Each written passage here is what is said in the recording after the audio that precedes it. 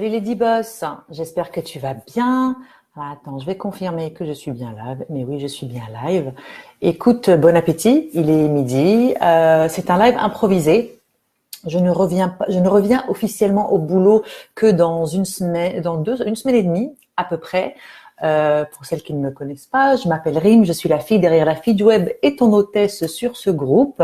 Euh, ce live concerne la RGPD, donc le Règlement général sur la protection des données, donc la loi européenne qui fait paniquer tout le monde sur le web. Elle entre en vigueur demain. J'ai eu beaucoup de questions là-dessus. J'ai répondu du mieux que je pouvais, donc par email ou sur Messenger, etc. Je trouve qu'il y a beaucoup d'informations sur le web, donc pour moi, ça va être relativement simple pour les entrepreneurs, les lady boss, les solopreneurs, les petites entreprises. Mais encore, je vois encore des gens qui paniquent sur le web à ce sujet-là. Donc, je me dis, je vais te faire un live, puis je vais t'expliquer un petit peu comment moi, je fais les choses, comment je vais faire les choses, comme tout le monde ou comme moi, je suis évidemment à l'arrache, un peu en retard sur comment faire ça. Si tu regardes ce live sur ma page, sur la feed web, je répondrai pas aux questions. Les questions sont seulement répondues sur le groupe. Donc, je te mettrai le lien pour nous rejoindre si tu n'en fais pas déjà partie. Et si tu es sur le groupe, à la fin, n'hésite pas à me poser tes questions et puis j'y répondrai ou tu m'écris ou sur Messenger. Je suis quand même joignable. C'est parti, la RGPD, donc c'est la loi européenne pour protéger les données personnelles des habitants des 28 États européens. Mais comme la planète est un gros village, je suis sûre que tu as des gens qui sont en Europe qui lisent ton contenu, qui consomment tes produits. Donc la RGPD te concerne. La RGPD parle surtout de transparence et concerne toutes les manières de collecter et utiliser les données personnelles. Et on parle de choses aussi simples que le nom et l'email. Je vais pas faire de topo sur c'est quoi la loi et tous les détails parce que tu vas en trouver sur Google. Google is your friend. Et je te mets aussi des liens en haut dans la description. Mais je voudrais te parler des actions que moi je vais prendre ou que j'ai prises pour me conformer, les arrangements pour continuer à travailler sur le web et continuer à collecter tes données. Quand j'ai entendu parler de cette loi, ça m'a vraiment fait chier parce que je me suis dit merde, il faut encore changer de stratégie ou trouver de nouvelles manières. Puis je trouvais ça, c'est vraiment contraignant. D'un côté, c'est bien parce que je me sens quand même protégée, même si je suis pas en Europe, je me sens protégée. Ici au Canada, au Québec, on a la loi C-28, la loi anti-pourriel, qui est vraiment super, qui a déjà mis beaucoup de choses en place. Mais la RGPD, pour moi, va encore plus loin. En tant qu'individu, je trouve ça super, mais en tant qu'entrepreneur, faut s'adapter. C'est ça. Encore une fois, il faut pas vraiment pas paniquer.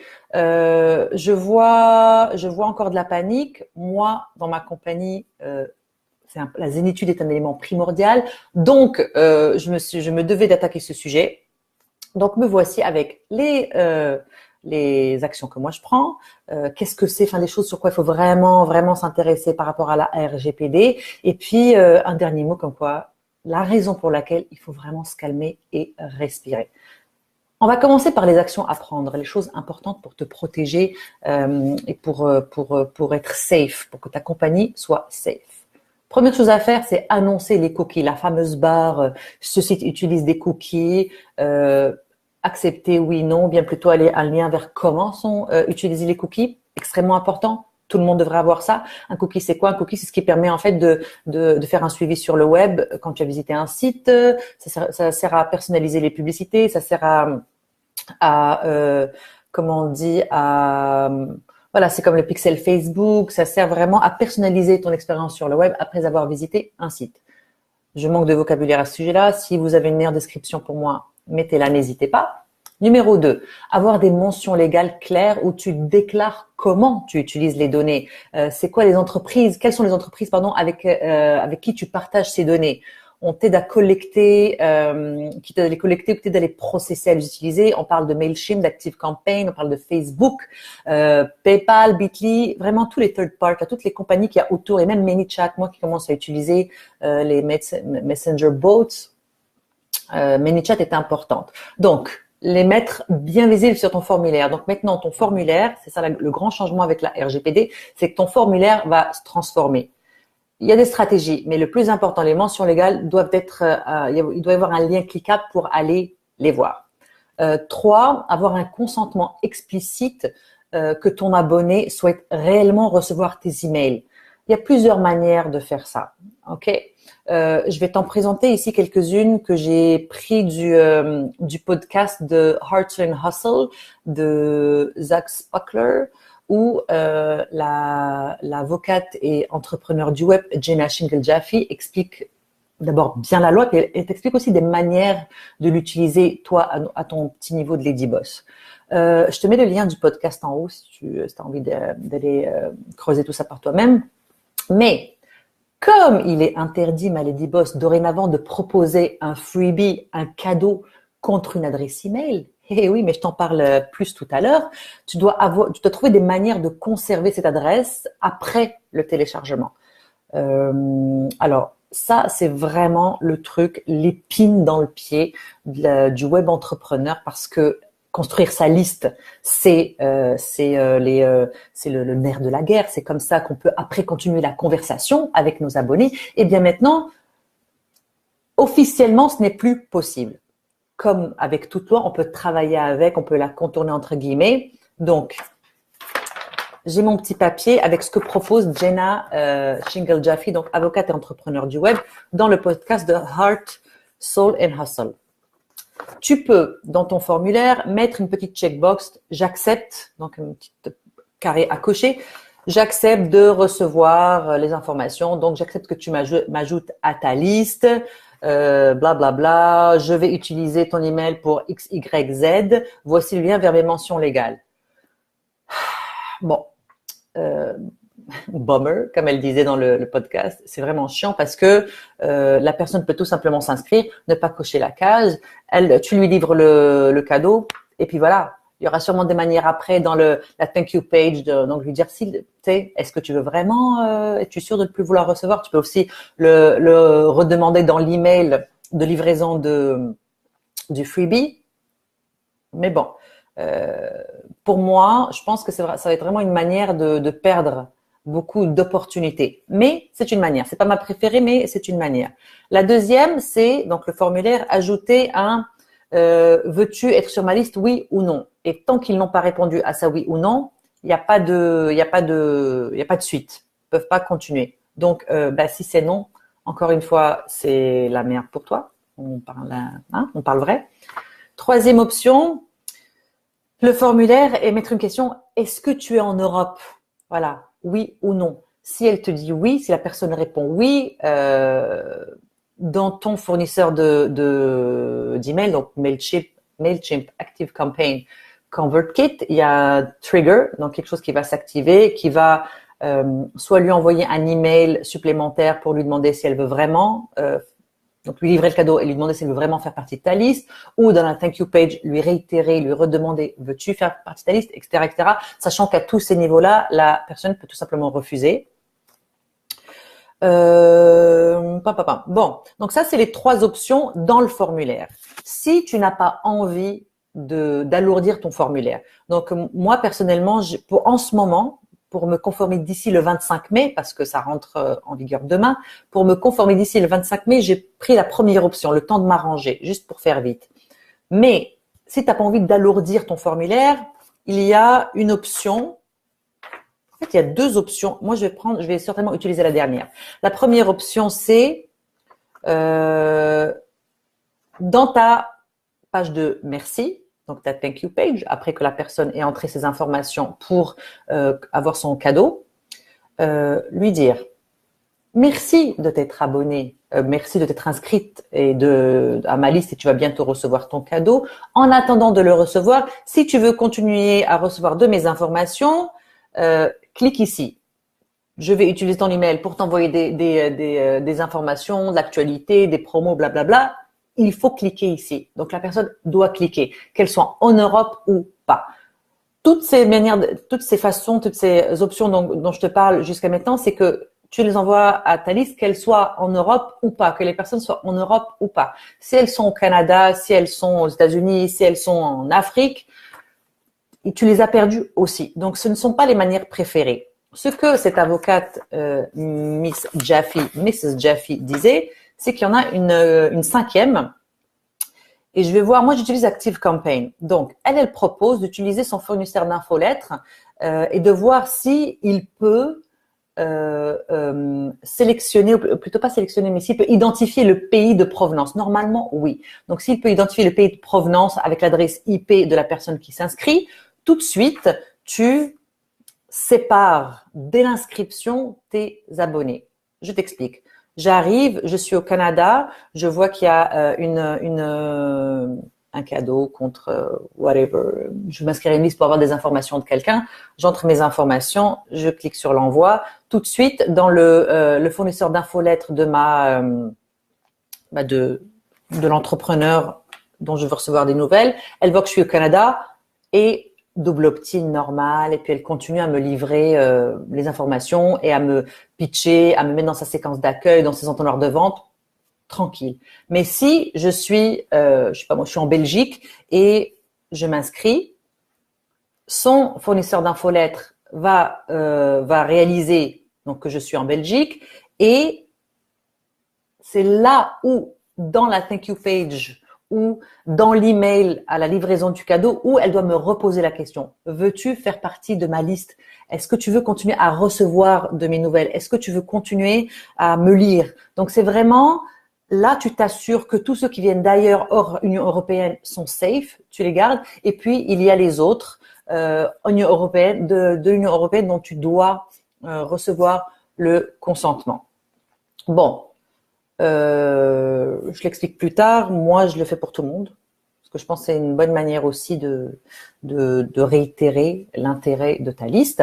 Mais voilà. Donc, 1, 2, 3. Donc, 5 méthodes. Et la 5e, c'est vraiment celle qui semble être la plus stratégique, je pense.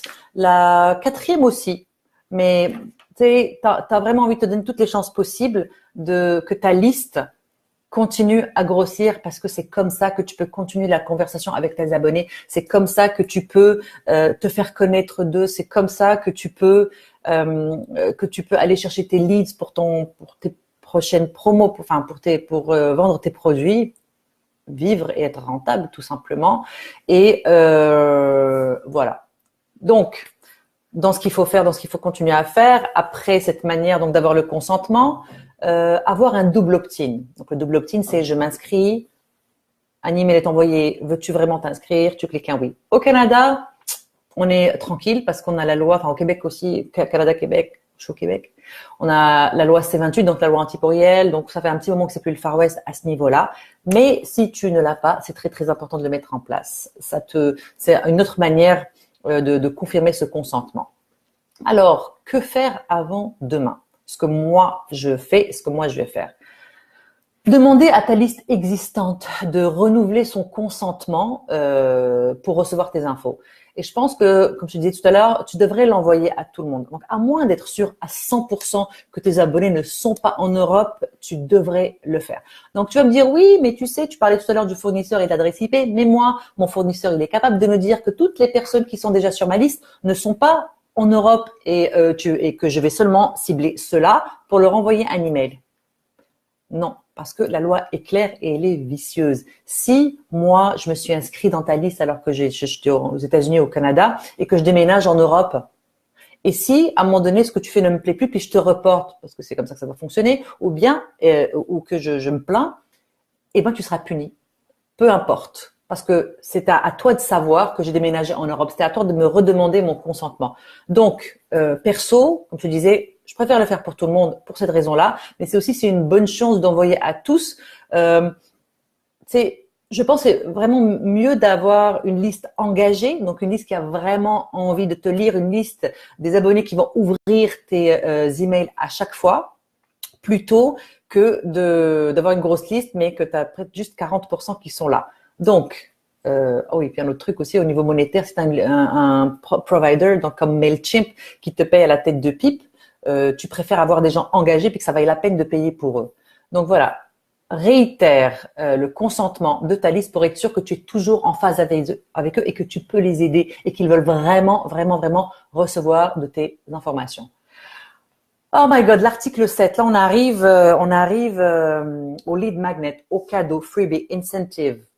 Peu importe comment tu l'appelles, Je pense que c'est l'article 7. J'ai réussi de le retrouver, mais je ne le retrouve plus. Je vais te mettre un lien dès que je le retrouve. Mais, alors, cet article-là, qu'est-ce qu'il dit grossièrement? Tu ne peux plus demander d'adresse email en échange de ton cadeau. Je vais répéter. Tu ne peux plus demander une adresse email en échange de ton cadeau. Il ne peut plus y avoir de conditions de livraison d'un cadeau et un consentement. On n'a plus besoin de consentement pour délivrer un freebie. Ça devient, cherchez le mot, ça devient de la contrainte. D'accord? Si tu offres un freebie, la personne devrait être capable de le télécharger sans rien donner. Voilà, gratuitement. Freebie, gratuité. Alors, vu que c'est la stratégie de base pour grossir sa liste depuis plusieurs années et poursuivre la conversation, comme je te disais, blablabla, avoir des leads, pardon, on est dans la mouise, la mierda.